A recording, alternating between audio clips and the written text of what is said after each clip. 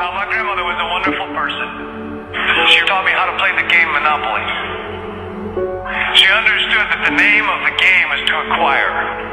She would accumulate everything she could, and eventually she became the master of the board. And eventually, every time, she would take my last dollar, and I would quit in utter defeat. And then she would always say the same thing to me. She'd look at me and she'd say, "One day, you'll learn to play the game."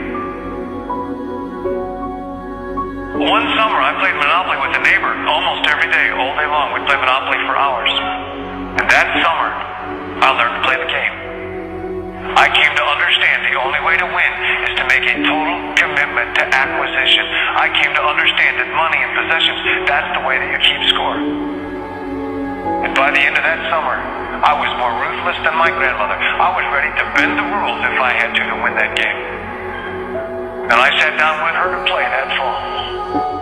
I took everything she had. I destroyed her financially and psychologically. I watched her give her last dollar and quit in utter defeat.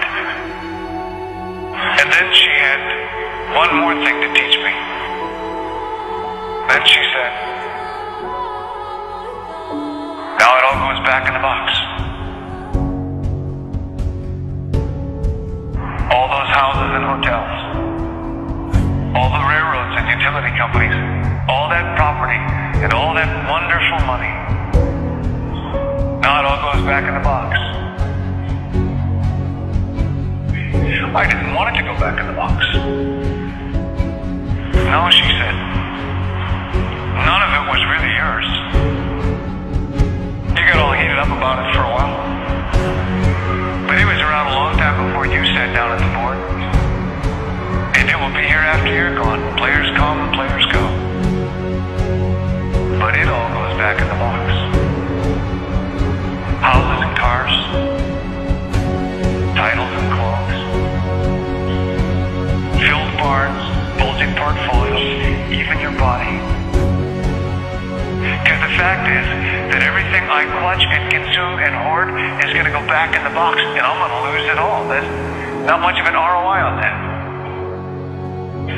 So you have to ask yourself, when you finally get the ultimate promotion, when you've made the ultimate purchase, when you buy the ultimate home, when you have stored up financial security and climbed the ladder of success to the highest rung you can possibly climb it, and the thrill wears off, and it will wear off, then what? How far do you have to walk down that road before you see where it leads?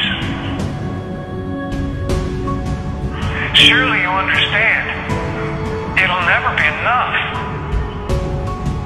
So you have to ask yourself the question, what matters?